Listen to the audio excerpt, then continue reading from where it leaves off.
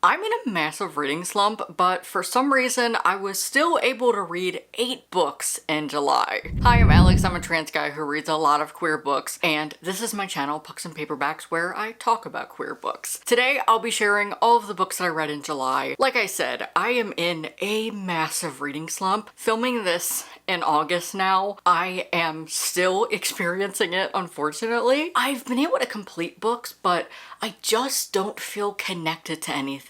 I haven't been able to find anything that sparks my love of reading again. I hate those type of reading slumps because even though I'm actively reading, I'm not enjoying anything. It sucks, so please send me all the good vibes. And if you're experiencing the same, I'm sending good vibes to you. If you're new here, I do not star rate books. I stopped doing that a couple years ago, so when I review books, you're not going to see me give them a rating in my wrap-ups or any of the videos on my channel. In July, I did manage to read a couple novels, but for the most part, I read graphic novels. I love graphic novels and they really help me when I'm in a reading slump, but most of those graphic novels are Heartstopper because I was rereading everything in anticipation for volume 6, and I recently published a vlog where I share all of my spoiler thoughts as I reread each book. So if you have read all of Heartstopper, definitely go and check out that video. I'll have it linked down below. It's an hour long, so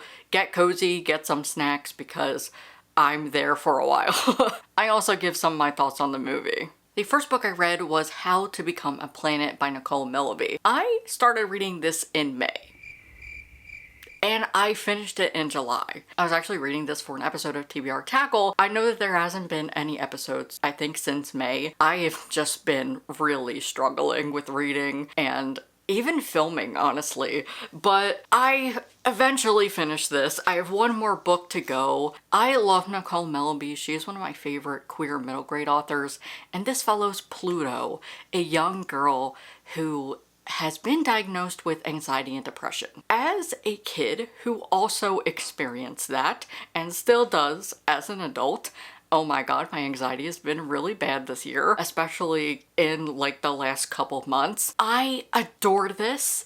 I think that that's probably why I didn't pick it up as much, because I just didn't really want to think about what I was personally going through. But I love having middle grade that touches on these topics. And I love the way that Nicole Melleby writes. Her character work is amazing, and you really are reading from the perspective of a kid. I always say this when I review middle grade, but it's so true. Middle grade is hard to write. Getting into the head of a 13-year-old in this generation is really hard to do, and I really commend Nicole Melleby for this. It is such a fantastic book. I just love getting to see a kid who was like me as a kid. So Pluto has recently been diagnosed with depression and anxiety, and she is experiencing a lot of symptoms. Specifically, she wants to just sleep all the time, and her mom is trying her best. Her parents are divorced, and Pluto's mom runs a pizza shop on the boardwalk of the Jersey Shore. I love that Nicole Melleby sets her books on the Jersey Shore because I'm from Philadelphia, and whenever I go to the beach, it's the Jersey Shore. Basically, New Jersey has a lot of beaches, and we call them the Jersey Shore. So the fact that this was about a kid similar to me and also was set around where I used to go for summer vacation was just really close to home. But as you can see on the cover, in the title's name, and the character Pluto, this does talk about astronomy. She contacts the Hayden Planetarium Astronomy Question and Answer Hotline for all of her questions about astronomy and also about black holes. Like I said, this is very hard to read at times because you just feel so much for Pluto. But the bulk of the story is her going to the pizza shop, and she's being tutored because she missed a lot of school due to her diagnosis and getting treatment, and she ended up missing out on a lot of schoolwork, so she needs to catch up in order to go into, I believe it's 8th grade. And she ends up meeting a girl named Fallon, who is such a great character and a great friend to Pluto. She doesn't know anything about Pluto's circumstances. Pluto also has not been talking to her friend Meredith, who is her best friend, and she has had some feelings about her as well. It's been really awkward and the kids don't know what to do.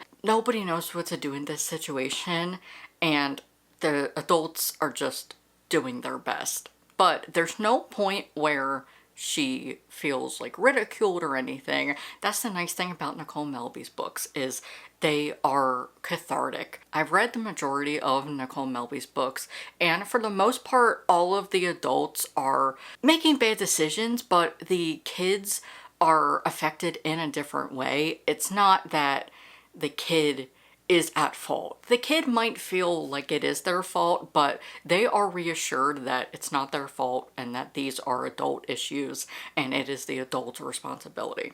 But the kids still are feeling awkward because they don't know how to treat Pluto. She has not talked to them and it is just really awkward. So when she meets Fallon, it's refreshing. She has a new start and Fallon does not judge her for anything. Fallon is also dealing with things. Her parents own a funnel cake shop on the boardwalk and she is from a big Italian family and she is experiencing some thoughts about gender. She wants to wear a suit to a wedding that she's going to, and her whole goal in this book is to convince her mom to let her not wear a dress because she does not want to wear a dress at all. I really loved her character. Basically, this is about Pluto navigating this diagnosis, and it has a lot of astronomy references. If you're looking for middle grade, I highly recommend Nicole Melleby. Overall, I loved the way that depression and anxiety was written through Pluto. I could relate to it a lot. I also appreciated that she is not fixed. She is making progress towards the end of the book, but there's no point in the book where she is cured. We're just seeing that she is now learning to manage her mental health, and that is so important.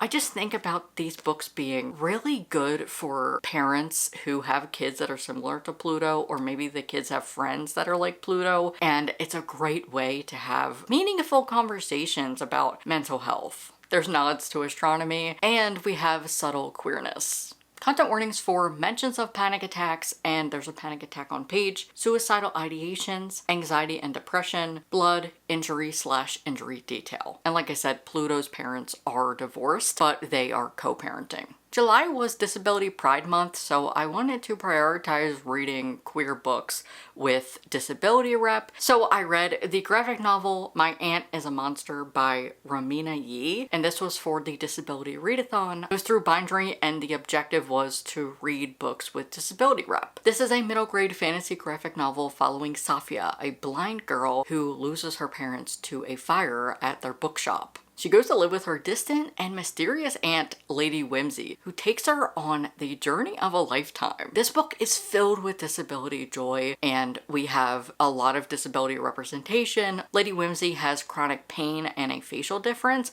and Safia is blind. It does not focus on Safia's disability. It's simply a blind girl existing in a fantasy world, and I think that's great. We need more books like that. The bulk of the story is about this journey. Safia wants to go on a big journey, and Lady Whimsy promises her that. So when Lady Whimsy finds out that her rival is back in town, she goes to try and find her. I don't want to spoil it too much because there's certain reasons why this happens, but it's basically a fantasy graphic novel with some action scenes, disability rep, and subtle queerness. Honestly, I wasn't a huge fan of this. I appreciated the representation, and I thought that the story was fun, but it felt unfinished and a little rushed. I wanted more. I tend to read middle grade pretty often, so I know that there can be graphic novels that have more of a big story. I definitely think the plot and conflict could have been fleshed out more. I did feel underwhelmed at the end, but I still recommend this because it's important to have disability rep in middle grade, especially that we have disability joy. That was one thing I really appreciated about this graphic novel.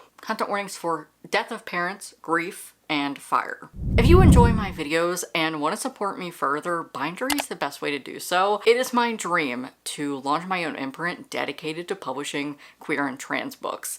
I read a lot of queer books, and I would love to be able to go into a bookshop and say that I published the books that are on the shelves. That is such a big goal for me. But that dream only becomes a reality with monetary support. It's as low as $5, and if you can't commit right now, you can become a free member, but monetary support is going to help me be able to do this thing. So if you want to help me, the link is down below, and you will have access to my private Discord where we are currently hosting a Cemetery Boys read-along. I am so excited about this. Some people are reading it for the first time, others are rereading it like me, and of course we will be discussing the sequel when it comes out in September. I also host a monthly themed book club in Discord, and I do reading sprints every month. This month's theme is hobby. I'm reading Get a Life, Chloe Brown, and we have just been having a lot of fun with this. If you want to connect with more of my community, Discord is the best way to do so.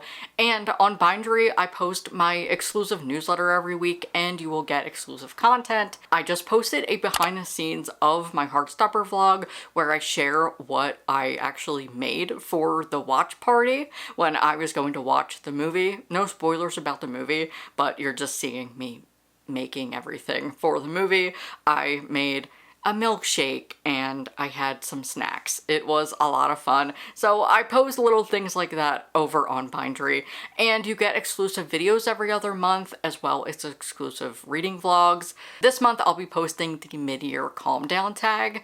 So if you want more content from me to connect with my community and support me further so that we can do this thing and make sure that I can get more queer and trans books out into the world and show publishing that there is an audience for it. Like I said, if you want to help me with that, the link to Bindery is down below. And thank you to everybody who has already supported me. I cannot believe how much support I've gotten so far, so thank you so much if you have been supporting me. I appreciate it so much. Let's do this thing. Now back to the video.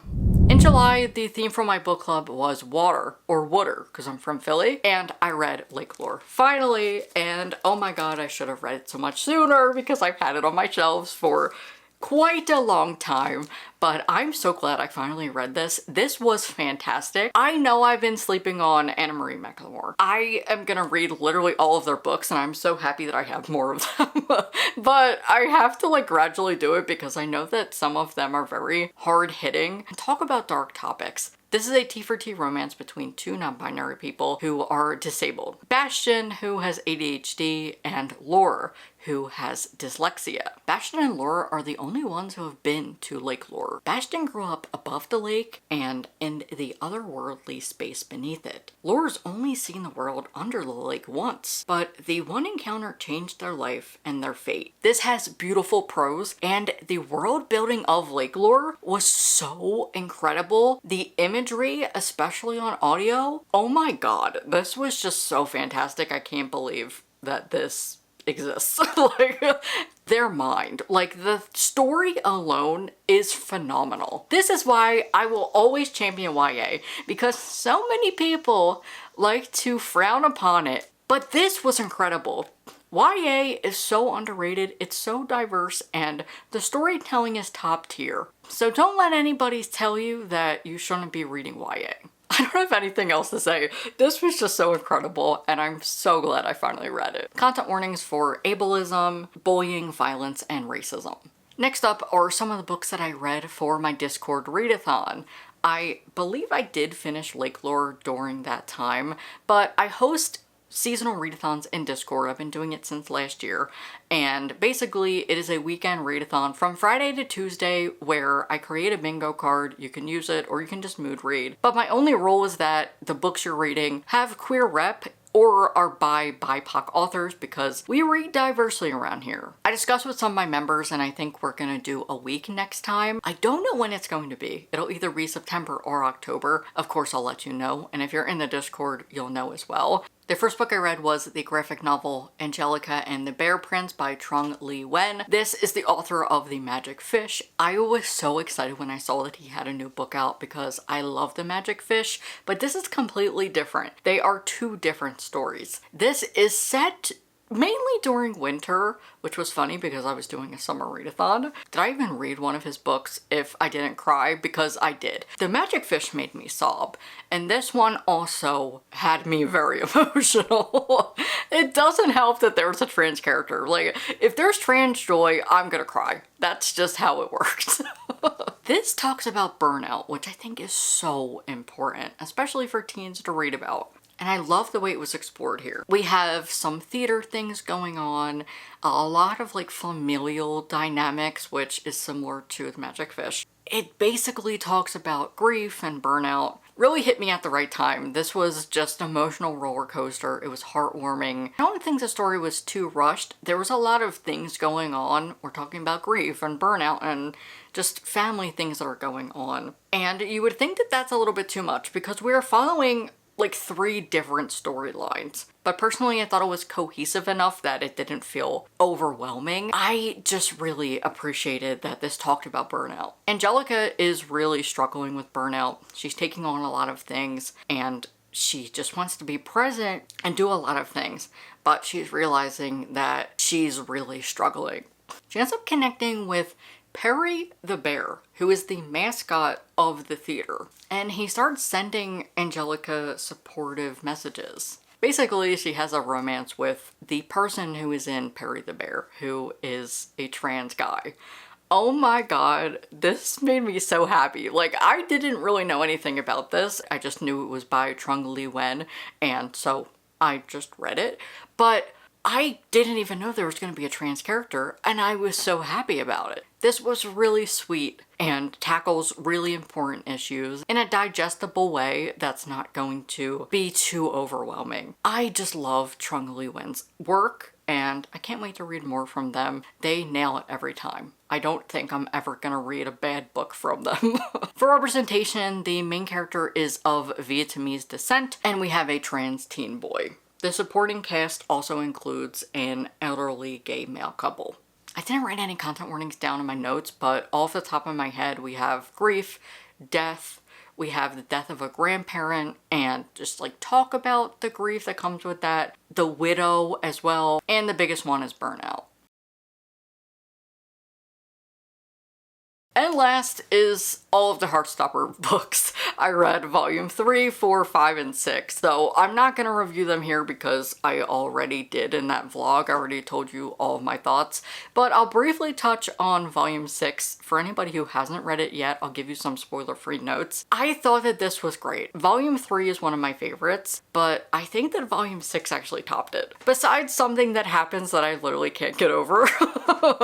I'm actually still not over that. If you watched my video and like reaction to the last book, you know exactly what I'm talking about. I thought it was a really great conclusion. Somebody did tell me in my comments though that you have to read the Nick and Charlie novella to be able to understand what happens in the movie. So I'm gonna do that on my own time. So if you watch my wrap-ups, you'll see my review of it. But I kind of hate that you have to know about the novella to appreciate the movie.